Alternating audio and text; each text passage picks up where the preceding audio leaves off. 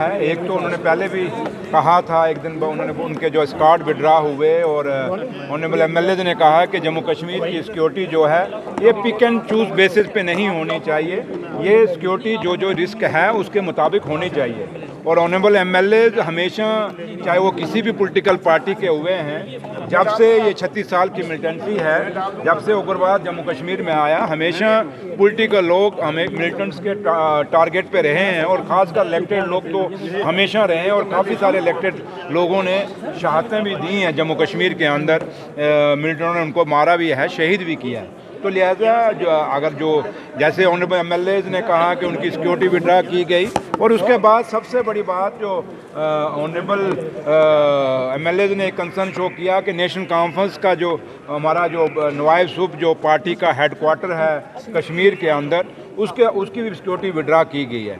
और आपको याद होगा, जो आप लोगों को पता होगा कि नवाइब सूब पे भी कई बार अटैक हुआ है, और नवाइब सूब एक ऐसा दफ्तर है जहां हमेशा उग्रवादियों ने कोशिश की कि उस दफ्तर को तबाह करने की। तो लिहाजा मैं ऑनरेबल लेफ्टिनेंट गवर्नर साहब से यही रिक्वेस्ट करूंगा कि जो ऑनरेबल एमएलएज हैं या जो पॉलिटिकल लोग जो मेन स्ट्रीम के हैं, चाहे वो एक्स लेजिस्लेटर्स हैं, एक्स मिनिस्टर्स हैं, उन सब की जो सिक्योरिटी है उसको एग्ज़ामिन किया जाए और जिस तरह से उनकी कैटेगरी बनती है उनकी वो कैटेगरी दी जाए। और जो सिटिंग एमएलए हैं उनके साथ पार्शलिटी ना हो, बल्कि उनकी थ्रेट परसेप्शन के मुताबिक उनको जो है सिक्योरिटी प्रोवाइड होनी चाहिए। और ये इसमें कोई दो राय नहीं, और आप भी इस चीज़ को मानोगे, आप लोग भी कश्मीर जाते हो, कि कभी आप हाउस में कवरेज के लिए जाते हो, कभी आप घूमने भी जाते हो, फैमिली टूर भी करते हो। एक चीज़ तो है कि हालात इतने अभी नॉर्मल नहीं है, और ये खुद भी हिंदुस्तान की सरकार भी मानती है, और जम्मू कश्मीर की एजेंसियाँ खुद भी, कई बार डीजी साहब ने खुद भी कहा है कि भाई अभी मिलिटेंट्स हैं जम्मू कश्मीर में। तो ये आप लोगों ने भी कई बार खबरें चलाते हो कि मिलिटेंट्स हैं। तो लिहाजा जब आप खुद, हिंदुस्तान की सरकार भी मानती है, लोकल एजेंसीज भी मानती हैं, नेशनल सिक्योरिटी एजेंसीज भी मानती हैं कि अभी भी कुछ उग्रवादी हैं जम्मू कश्मीर में, तो मुझे नहीं लगता है कि ये सिक्योरिटी विड्रा करना या गाड़ियाँ विड्रा करना अच्छी बात। सिक्योरिटी के साथ साथ आपने अकोमोडेशन का भी यहाँ पर एक मामला उठाया था, काफी तीखी बहस भी हुई थी सज्जाद लोन साहब के साथ कि अभी भी कुछ लोग हैं जिन्होंने सरकारी जो है वो नहीं। मैंने तो सज्जाद लोन साहब को एक ही बात है कि वो जब इशू उठाते हैं, जब इतना कंसर्न है किसी की, क्योंकि सज्जाद लोन जैसे आदमी जिनके फादर साहब शहीद हुए हों, जो इस उग्रवाद के शिकार हुए हों, जब वो एक आदमी ऐसा उनका वो उठ के, जिन्होंने अपना बाप फादर को खोया हुआ इस उग्रवाद में, और वो उठ के इतने बड़े सीरियस कंसर्न को बड़ा लाइटली ले रहे थे और उसमें भी सियासत खेलने की कोशिश की, तो मुझे लगा कि सज्जाद लोन साहब जो है वो कहीं ना कहीं अपने फादर की भी इंसल्ट, उसकी शहादत को भी इंसल्ट कर रहे थे, क्योंकि वो भी तो इस सिक्योरिटी लैब्स के बलि चढ़े थे। तो लिहाजा मैं तभी कहा, मैंने कहा आप ये तो कह रहे हो भैया कि भाई दूसरों को तो सिखा रहे हो कि ऐसे करना वैसे करना, तो सज्जाद लोन साहब को पूछो, आपने सरकारी बंगला जो एक कैबिनेट मिनिस्टर का बंगला है वो पकड़ के बैठे हो, तो वो क्यों नहीं खाली करते? अगर इतना ही आप बड़े दानवीर हो और इतने ही बड़े असूली हो तो भैया वो छोड़ दीजिए कमरा। परसों ही आप कह रहे थे कि महबा जी को बड़ा मकान चाहिए, तो आप वाला ही हम महबा जी को अलाट कर देंगे ताकि ये महबा जी के मकान का मसला भी हल हो जाए, क्योंकि महबा जी एक सीनियर पॉलिटिशियन हैं, एक लीडर हैं। तो लिहाजा उनको बड़े क्योंकि सज्जाद लोन साहब ने खुद कहा वहाँ कि महबा जी को छोटा बंगला दिया गया, तो अब बड़ा बंगला आपने मान लिया है, तो हम बड़ा बंगला क्योंकि हमारे पास है नहीं। और जम्मू में भी 2-3 हैं बड़ी बातें करते हैं, उनके पास भी हैं, एक गांधीनगर में भी है जो बीजेपी का एक साहब का अध्यक्ष रहा हुआ है, उसने भी नाजायज कब्जा मारा हुआ। ये नाजायज कब्जे वालों को बोलिए खाली करिए, खाली प्रवचन मत करिए। आपको वाई प्लस कैटेगरी की सिक्योरिटी होती है जिसमें पीएसओ रेजिडेंशियल गार्ड होते हैं।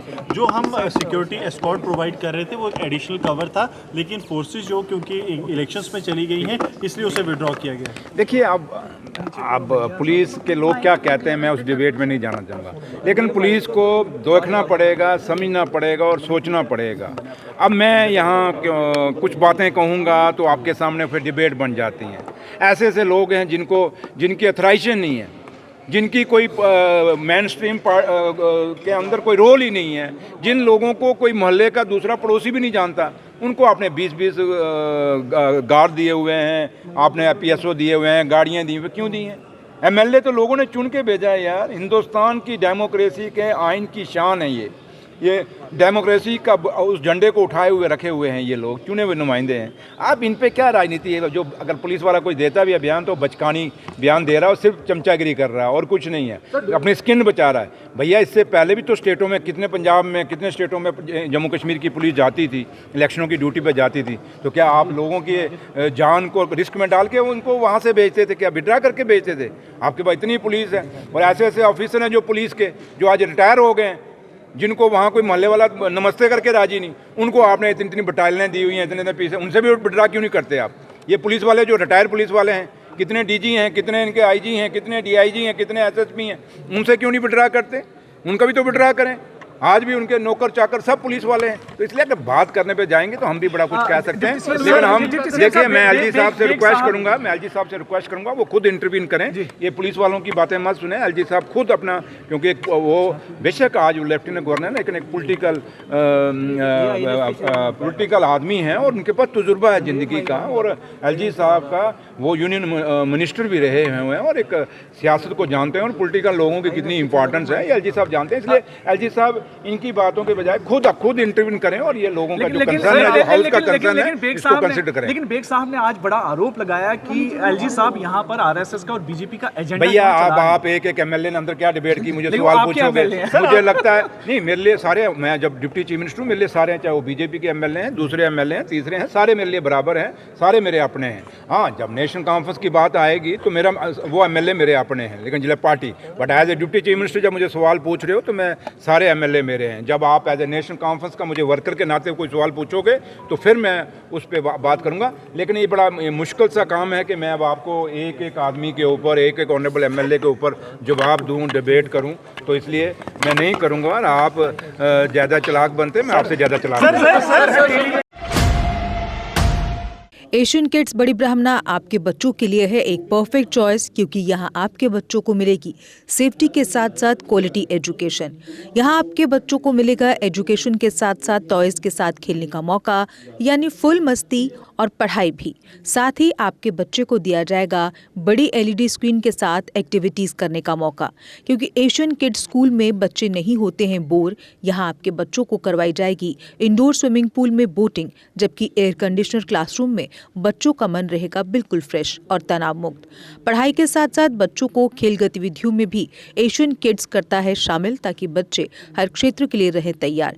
यहाँ हम मात्र आपके बच्चों को एजुकेशन ही नहीं देते, बल्कि उनके हुनर को भी पहचान देते हैं। रंगारंग कार्यक्रम और बड़ा इंडोर ऑडिटोरियम जहां होती रहती हैं कई प्रकार की एक्टिविटीज़।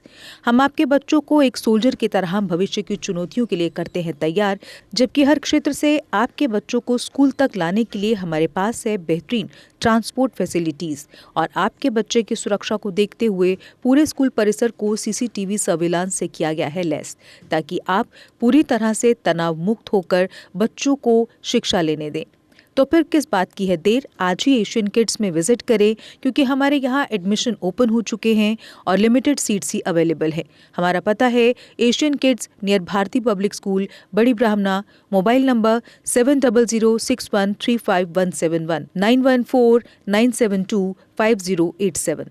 मैं managing director Asian kids fresher बच्चों के पेरेंट्स से खास तौर पर अपील करना चाहूँगा कि वो अपने बच्चों की एडमिशन कराने से पहले एक बार एशियन किड्स जरूर विजिट करें, आपको अच्छा लगेगा। थैंक यू, धन्यवाद। जम्मू कश्मीर की खबरों के लिए जुड़े रहिए जेके अपडेट के साथ।